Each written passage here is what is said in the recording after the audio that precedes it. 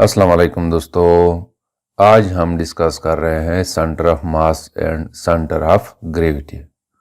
सबसे पहले हम डिस्कस करेंगे सेंटर ऑफ मास को, फिर उसके बाद हम डिस्कस करेंगे सेंटर ऑफ ग्रेविटी को। दोस्तों, हमें पता है कि एक्सटेंडेड रिजिड ऑब्जेक्ट्स वो बहुत सारे पार्टिकल से मिलकर बना होता है। यानी मेनी पार्टिकल्स जब इकट्ठे हो जाते हैं और एक दूसरे को इंटरेक्ट करते हैं तो उन तमाम पार्टिकल्स मिलके एक ऑब्जेक्ट बना लेता है। इन तमाम पार्टिकल्स का मास मिलके ऑब्जेक्ट का या बॉडी का मास बना लेता है। जिस तरह हम कहते हैं कि लेट सपोज एक ऑब्जेक्ट है, उस ऑब्जेक्ट पे डिफरेंट फोर्सेस अमल करते हैं और उन तमाम फोर्सेस का एक रिजल्टेंट फोर्स होता है। बिल्कुल अगर उसको देखकर हम ये कहें कि एक ऑब्जेक्ट है वो डिफरेंट पार्टिकल से मिलकर बना है और वो उन तमाम पार्टिकल्स का एक मास होता है और वो तमाम मासेस मिलके ऑब्जेक्ट का एक रिजल्टेंट मास बना लेता है और वो मास एक पॉइंट पे कंसंट्रेट होता है। तो उस पॉइंट को हम सेंटर ऑफ मास कहते हैं। तो अगर हम सेंटर ऑफ मास को डिफाइन करें तो उसको हम दो डिफरेंट वे से डिफाइन कर सकते हैं। पहले डिफिनीशन यह है कि it is the point about which mass is equally distributed in all direction. यानी वो पॉइंट जिस पॉइंट के इर्द गिर्द तमाम पार्टिकल्स या मासेस इक्वली डिस्ट्रीब्यूटेड हो। जैसे कि यहाँ पे मैंने दिखाया है, ये एक पॉइंट है, ये ब्लो पॉइंट। इस ब्लो पॉइंट के तमाम डायरेक्शंस में, इस डायरेक्शन में, इस डायरेक्शन में, इस डायरेक्शन में और इस डायरेक्शन में मासेस इक्वली डिस्ट्रीब्यूटेड है। जितनी मास इस साइड पे है उतनी मास उस साइड पे है और उतनी इस साइड पे और उतनी मास इस साइड पे। तमाम डायरेक्शंस में मासेस इक्वली डिस्ट्रीब्यूटेड है, तकसीम है। तो इस पॉइंट को हम सेंटर ऑफ मास कहते हैं और ये मास मैं कह सकता हूं कि इन तमाम पार्टिकल्स के मास का रिजल्टेंट मास है। या इसको हम यूं डिफाइन करते हैं कि the centre of mass of a system is such a point where an applied force causes the system to move without rotation. इसका मतलब यह है कि किसी सिस्टम या किसी ऑब्जेक्ट का वो पॉइंट जिस पॉइंट पे हम फोर्स अप्लाई करें और फोर्स अप्लाई करने के बाद वो ऑब्जेक्ट या वो सिस्टम बगैर रोटेशन के मोशन करे। जैसे कि आपको यहाँ पे नजर आ रहा है, ये एक सिस्टम है या दो पार्टिकल्स है, इसको हमने एक रॉड के थ्रू कनेक्ट किया हुआ है और इस सिस्टम का या इस ऑब्जेक्ट का सेंटर ऑफ मास जो है वो ये पॉइंट है। तो जब हम इस पॉइंट पे फोर्स अप्लाई करते हैं तो फोर्स अप्लाई होने से ये सिस्टम बगैर रोटेशन के मोशन करे। यानी अगर मैं ऊपर से नीचे की तरफ इस पे फोर्स अप्लाई करूं तो ये डाउनवर्ड मोशन शुरू करता है इस साइड पे। ये स्ट्रेट लाइन पे मोशन शुरू करेगा, ये रोटेट नहीं करेगा इस तरह या एंटी क्लॉकवाइज रोटेट नहीं करेगा, बिल्कुल स्ट्रेट लाइन पे मोशन करेगा। तो इस पॉइंट को हम सेंटर ऑफ मास कहते हैं। इसके अलावा अगर हम किसी दूसरे पॉइंट पे फोर्स अप्लाई करें तो ये स्ट्रेट लाइन पे मोशन नहीं करेगा, ये रोटेशन करेगा। सिमिलरली अगर हम इस ऑब्जेक्ट को देखें, इस ऑब्जेक्ट पे अगर हम बिल्कुल इस पॉइंट पे फोर्स अप्लाई करें तो ये स्ट्रेट लाइन पे मोशन करेगा विदाउट रोटेशन। राइट साइड पे ये मोशन करेगा और ये रोटेशन नहीं करेगा। और अगर मैं यहाँ पे फोर्स अप्लाई करूँ सेंटर ऑफ मास के अलावा तो ये रोटेशन करेगा। तो इसी वजह से हम इसको दो तरीकों से डिफाइन करते हैं। अब मैं डिस्कस करता हूं कि जब हम इस सिस्टम पे डिफरेंट पॉइंट्स पे फोर्स अप्लाई करते हैं तो वो किस तरह की मोशन करते हैं। ये जो आपको नजर आ रहा है ये वही सिस्टम ऑफ पार्टिकल्स हैं या ऑब्जेक्ट्स हैं। इसको हमने एक रॉड के थ्रू कनेक्ट किया हुआ है। ये ऑब्जेक्ट जो है यानी बी ऑब्जेक्ट, इसकी मास ज्यादा है और ए ऑब्जेक्ट की मास कम है। तो इस पॉइंट से इस साइड पे यानी अपवर्ड जो मास है वो इक्वल है डाउनवर्ड मास के। यानी यहाँ से लेकर यहाँ तक मास जो है इट इज इक्वल टू यहाँ से लेकर यहाँ तक मास के। तो दोनों इक्वल है, तो लिहाजा इसका सेंटर ऑफ मास ये बन रहा है। तो अगर हम इस ऑब्जेक्ट पे या इस सिस्टम पे सेंटर ऑफ मास पे फोर्स अप्लाई करे राइट साइड पे, तो ये बिल्कुल स्ट्रेट लाइन में मोशन करेगा। आफ्टर सम टाइम ये सिस्टम यहाँ पे होगा और फिर आफ्टर सम टाइम ये यहाँ पे होगा। देखो यहाँ पे कोई रोटेशन नहीं हो रहा है, बिल्कुल ये सिस्टम या ये ऑब्जेक्ट इस साइड पे मोशन कर रहा है स्ट्रेट लाइन में।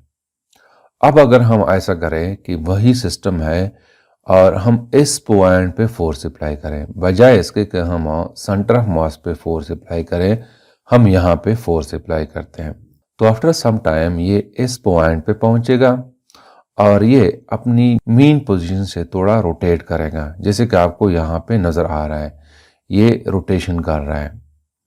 और फिर आफ्टर सम टाइम ये और भी रोटेट हो जाएगा, यानी ये राइट साइड पे भी मोशन कर रहा है और साथ में क्लॉकवाइज रोटेशन भी कर रहा है, यानी पहले स्ट्रेट है, फिर आफ्टर सम टाइम ये इस पोजीशन पे आ जाता है, फिर इस तरह मूव करता है, यानी रोटेशन शुरू करता है।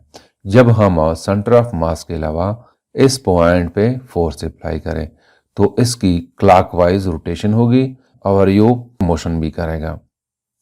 अब अगर हम इस पॉइंट पे फोर्स अप्लाई करें, यानी पहले हमने इस पॉइंट पे फोर्स अप्लाई किया था, अब हम इस पॉइंट पे फोर्स अप्लाई करेंगे, तो ये ऑब्जेक्ट इस साइड पे मूव करेगा, यानी राइट साइड पे मूव करेगा और साथ में एंटी क्लॉकवाइज रोटेशन भी करेगा।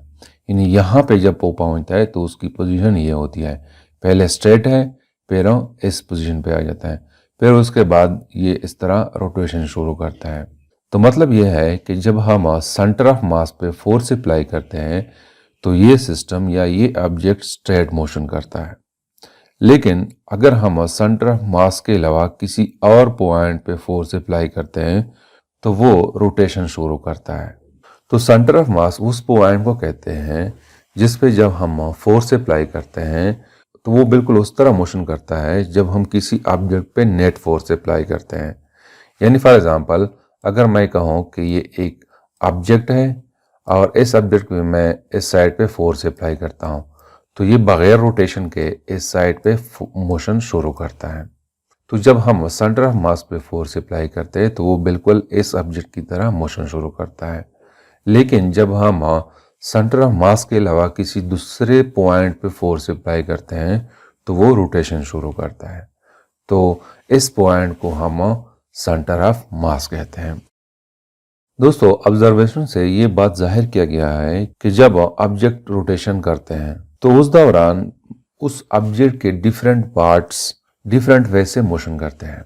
उनमें सिर्फ एक पॉइंट होता है जो बिल्कुल उस तरह मोशन करता है जब हम किसी ऑब्जेक्ट पे रिजल्टेंट फोर्स अप्लाई करते हैं, यानी नेट फोर्स अप्लाई करते हैं। जैसे मैंने यहाँ पे आपको एग्जांपल दिया है इस पॉइंट पे, यानी रोटेशन में सिर्फ एक पॉइंट होता है कि वो इस तरह मोशन करता है जब हम इस ऑब्जेक्ट पे नेट फोर्स अप्लाई करते हैं और वो स्ट्रेट लाइन में मोशन शुरू करता है। जैसे कि फॉर एग्जांपल ये क्रिकेट का बैट है, इसको हम ऐसे मोशन देते हैं कि ये रोटेट भी करता है और इस तरह पैराबोलिक मोशन भी करता है। यानी यहाँ पे ये लड़का इसको फेंकता है ऊपर की तरफ और रोटेशन भी देता है। पहले वो इस पोजीशन पे होता है, फिर इस तरह रोटेट करके इस पोजीशन पे आ जाता है, पैरों इस पोजीशन पे, फिर इस पोजीशन पे, और इस तरह वो रोटेट हो जाता है। तो इस मोशन में तमाम पार्टिकल्स रोटेशन करते हैं, लेकिन एक पॉइंट ऐसा है कि वो पैराबोलिक पाथ में मोशन करता है, वो है centre of mass. Centre of mass rotation नहीं करता है, बिल्कुल पैराबोलिक पाथ पे मोशन शुरू करता है।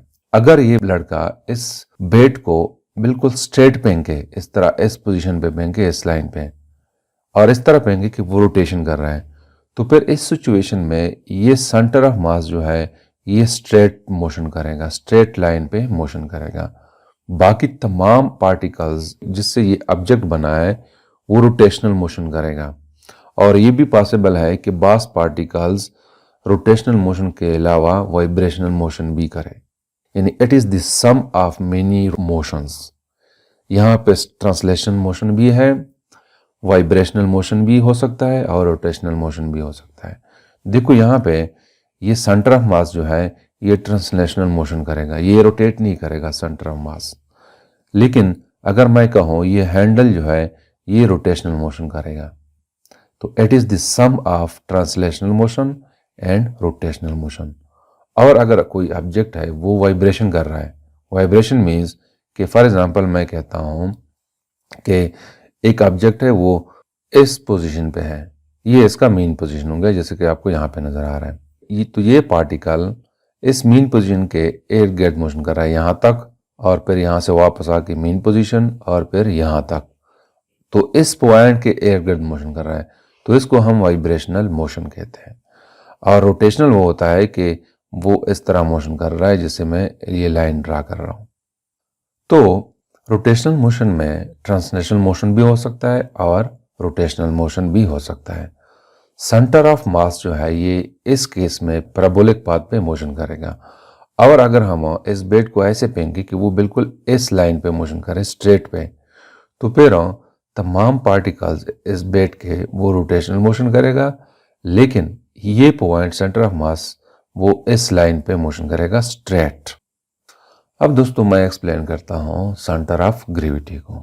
सेंटर ऑफ ग्रेविटी को हम यूँ डिफाइन करते हैं कि the point where the whole weight of the body appears to act is called centre of gravity. दोस्तों हमें पता है कि तमाम ऑब्जेक्ट स्मॉल पार्टिकल से मिलकर बने होते हैं और तमाम पार्टिकल्स का एक मास होता है, और वो तमाम मासेस पे ज़मीन की तरफ एक फोर्स अप्लाई होती है जिसको हम वेट कहते हैं। जैसे कि आपको यहाँ पे नज़र आ रहा है, ये एक ऑब्जेक्ट है, ये डिफरेंट पार्टिकल से मिलकर बना है, और इन तमाम पार्टिकल्स पे ज़मीन अपनी तरफ फोर्स अप्लाई करती है जिसको हम वेट ऑफ द पार्टिकल कहते हैं। यानी अगर मैं कहूँ ये पार्टिकल है, इसका वेट जो है वो डाउनवर्ड है, और ये पार्टिकल है, इसका वेट भी डाउनवर्ड है, तो इन तमाम वेट्स का एक रिजल्टेंट वेट होता है, और वो रिजल्टेंट वेट एक पॉइंट पे कंसंट्रेटेड होता है। जैसे कि आपको यहाँ पे नज़र आ रहा है, ये एक पॉइंट है, इस पॉइंट पे तमाम पार्टिकल्स का वेट कंसंट्रेटेड है, तो इस पॉइंट को हम सेंटर ऑफ ग्रेविटी कहते हैं। यानी जब हम मास की बात करते हैं तो वो पॉइंट सेंटर ऑफ मास बन जाता है, लेकिन अगर ऑब्जेक्ट डाउनवर्ड मोशन कर रहा है तो फिर वो पॉइंट सेंटर ऑफ ग्रेविटी बन जाता है। Centre of mass and centre of gravity एक ही पॉइंट पे होते हैं, जहाँ पे सेंटर ऑफ मास है वहाँ पे सेंटर ऑफ ग्रेविटी भी है। तो हमें ऐसा लगता है कि ज़मीन इस पॉइंट पे फोर्स अप्लाई करती है, यानी ज़मीन की फोर्स की डायरेक्शन वो इस लाइन पे है, डाउनवर्ड है, तो इस पॉइंट को हम सेंटर ऑफ ग्रेविटी कहते हैं। दोस्तों difference between centre of mass of centre of gravity ये है कि हमें पता है कि वेट जो है it is equal to W is equal to mg। यहाँ पे m जो है it shows the mass of an object. Mass जो है द नंबर ऑफ क्वांटिटी, यानी किसी ऑब्जेक्ट में नंबर ऑफ क्वांटिटी को हम मास कहते हैं। जैसे कि फॉर एग्जांपल ये एक ऑब्जेक्ट है, मैं कहता हूँ कि इसमें 3 पार्टिकल्स है, 3 क्वांटिटीज है, नंबर ऑफ क्वांटिटीज यहाँ पे 3 है। अब अगर इस ऑब्जेक्ट को मैं चांद पे ले जाऊं, जमीन के अलावा मैं इसको चांद पे ले जाऊं, तो तब भी ये 3 नंबर ऑफ क्वांटिटीज होंगे। और अगर इसको मैं सूरज पे ले जाऊं, लेट सपोज किसी भी दूसरे प्लेनेट पे मैं ले जाऊं, तो ये मास सेम ही रहेगा, कांस्टेंट रहेगा। लेकिन जी जो है ग्रेविटेशनल एक्सेलरेशन ये डिफरेंट होगी। डिफरेंट प्लैनेट्स पे जी की वैल्यू डिफरेंट होती है, जिसकी वजह से वेट डिफरेंट हो जाता है। ज़मीन पे जी की वैल्यू 9.8 है, तो अगर हमें मास मालूम है तो वेट हम फाइंड आउट कर सकते हैं। लेकिन अगर हम इसको चांद पे ले जाए तो फिर वेट की वैल्यू कम हो जाती है, क्योंकि चांद पे जी की वैल्यू ज़मीन के मुकाबले में कम होती है। तो वेट जो है ये कांस्टेंट नहीं रहता, वो डिपेंड कर रहा है कि कौन से पॉइंट पे हमने ऑब्जेक्ट को रखा हुआ है। अगर एक ऑब्जेक्ट है वो ज़मीन के सरफेस पे है तो उसका वेट जो है मैं सपोज करता हूँ कि वो 10 किलोग्राम है। लेकिन अगर इसी ऑब्जेक्ट को मैं चांद पे ले जाऊँ तो उसका वेट 10 से कम होगा, यानी मैं कह सकता हूँ कि वो 5 के करीब हो सकता है। वो डिपेंड कर रहा है कि मास कितना है और जी की वैल्यू कांस्टेंट है चांद की सरफेस पे, तो कम से कम वो ज़मीन के मुकाबले में इस ऑब्जेक्ट की वेट चांद पे कम होगी। तो मास जो है वो हर पॉइंट पे कांस्टेंट रहता है और वेट डिफरेंट होता है, वेरिएशन उसमें आ जाते हैं due to variation in gravitational acceleration. तो हम कह सकते हैं कि ये डिफरेंस है between the mass and weight. Mass हर जगह पे कांस्टेंट रहता है और वेट वेरी करता है, यानी चेंज हो जाता है सरफेस के अकॉर्डिंग कि वो चांद पे है या अर्थ पे है। अब दोस्तों हमारे इर्द गिर्द डिफरेंट ऑब्जेक्ट्स होते हैं, उसके डिफरेंट शेप्स होते हैं, तो हम कैसे उनका centre of mass, centre of gravity find out करते हैं। तो दोस्तों ये बात बिल्कुल कंफर्म है, अगर हमारे पास रेगुलर ऑब्जेक्ट्स है, यानी ऐसे ऑब्जेक्ट्स हैं कि उसमें साइमेट्री हो, उसका शेप साइमेट्रिक हो, तो फिर उस ऑब्जेक्ट का सेंटर ऑफ ग्रेविटी उसका सेंटर होता है। जैसे कि आपको यहाँ पे नजर आ रहा है, ये एक स्फेयर है, ये एक साइमेट्रिक ऑब्जेक्ट है, इसका सेंटर ऑफ मास इस ऑब्जेक्ट का सेंटर होता है। जैसे कि आपको यहाँ पे नजर आ रहा है, इसका सेंटर ऑफ मास या सेंटर ऑफ ग्रेविटी ये सेंटर है। सिमिलरली अगर मैं ये कहूँ ये एक ऑब्जेक्ट है, इसकी शेप बिल्कुल एक कॉइन की तरह है, तो इसका सेंटर ऑफ मास जो है वो इस कॉइन का सेंटर ही होता है। या ये ऑब्जेक्ट है, ये भी साइमेट्रिक ऑब्जेक्ट है, इसका सेंटर ऑफ मास इसका सेंटर होता है और इसका मास भी इसका सेंटर है। ये बात कंफर्म है कि अगर हमारे पास साइमेट्रिक ऑब्जेक्ट हो, इर्रेगुलर ऑब्जेक्ट ना हो, साइमेट्रिक ऑब्जेक्ट हो, तो उसके सेंटर ऑफ ग्रेविटी या सेंटर ऑफ मास उस ऑब्जेक्ट का सेंटर ही होता है। जैसे कि ये डिफरेंट शेप्स आपको नजर आ रहे हैं, इन तमाम ऑब्जेक्ट्स का सेंटर ऑफ ग्रेविटी या सेंटर ऑफ मास इनका सेंटर होता है। अब अगर हमारे पास ऐसे ऑब्जेक्ट हो जो इर्रेगुलर हो, जिसमें कोई साइमेट्री ना हो, जैसे कि आपको ये साइकिल नजर आ रहा है, ये साइमेट्रिक ऑब्जेक्ट नहीं है, ये इर्रेगुलर ऑब्जेक्ट है, तो इस केस में हम सेंटर ऑफ मास को या सेंटर ऑफ ग्रेविटी को कैसे फाइंड आउट करेंगे। तो उसके लिए हम एक मेथड यूज करते हैं कि उसी ऑब्जेक्ट को डिफरेंट पॉइंट से हैंग करते हैं, लटकाते हैं किसी सहारे के साथ। तो फिर उसी पॉइंट से हम डाउनवर्ड एक लाइन खींचते हैं, जिसे कि आपको यहाँ पे नजर आ रहा है, ये साइकिल है, इसको हमने इस हुक के साथ हैंग किया हुआ है, लटकाया हुआ है। इस पॉइंट पे हमने इसको लटकाया हुआ है, तो इस पॉइंट से हम स्ट्रेट बिल्कुल डाउनवर्ड एक लाइन ड्रा करते हैं और फिर हम यूं करते हैं कि उसको किसी दूसरे पॉइंट पे हैंग करते हैं। जैसे कि यहाँ पे आपको नजर आ रहा है, यहाँ पे बेक व्हील से हैंग किया गया है। पहले इसको सीट, जहाँ पे सीट है वहां पे हैंग किया है, फिर उसके बाद बेक व्हील पे इसको हैंग किया है। जब उसको यहां से हैंग किया है तो वो लाइन ये बन रही है, इस पोजीशन में ये बन रही है। और जब हम इसको बेक व्हील से हैंग करते हैं तो यहाँ पे भी हम एक लाइन ड्रा करते हैं डाउनवर्ड, यानी ये जो आपको नजर आ रहा है। फिर उसके बाद हम एक तीसरे पॉइंट से हैंग करते हैं, जैसे कि यहाँ पे आपको नजर आ रहा है, ये फ्रंट व्हील से इसको हैंग किया गया है। ये पहला वाला केस है जब हमने इसको हैंग किया हुआ था, ये सेकंड केस है और ये थर्ड केस है। तो फिर थर्ड केस में भी हम एक लाइन खींचते हैं। तो ये तमाम लाइंस जिस पॉइंट पे इंटरसेक्ट करते हैं, जैसे कि यहाँ पे नजर आ रहा है आपको, इस पॉइंट पे इंटरसेक्ट करते हैं, तो ये पॉइंट इसका सेंटर ऑफ ग्रेविटी है एंड सेंटर ऑफ मास है। तो यहाँ पे बिल्कुल इसको जमीन पे रखा गया है और ये तमाम लाइंस इस पॉइंट पे एक दूसरे के साथ इंटरसेक्ट कर रहे हैं। ये एक केस है जब इसको सीट से हैंग किया गया है, ये लाइन है, और ये वो लाइन है जब उसको बेक व्हील से हैंग किया गया है ये, और ये लाइन वो लाइन है जब इसको फ्रंट व्हील से हैंग किया गया था। तो ये तमाम लाइंस इस पॉइंट पे एक दूसरे के साथ इंटरसेक्ट करते हैं, तो इस पॉइंट को हम सेंटर ऑफ ग्रेविटी कहते हैं। इस तरह और बहुत सारे इर्रेगुलर ऑब्जेक्ट जो होते हैं, उसकी अगर हम सेंटर ऑफ ग्रेविटी या centre of mass find out करना चाहें तो फिर उसको हम इस तरह फाइंड आउट कर सकते हैं कि उसको हम डिफरेंट पॉइंट्स पे हैंग करते हैं और डाउनवर्ड एक लाइन खींचते हैं।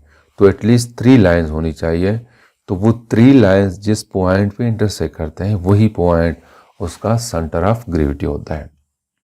अब दोस्तों किसी ऑब्जेक्ट का सेंटर ऑफ मास या सेंटर ऑफ ग्रेविटी उस ऑब्जेक्ट के अंदर भी हो सकता है और उस ऑब्जेक्ट से बाहर भी हो सकता है।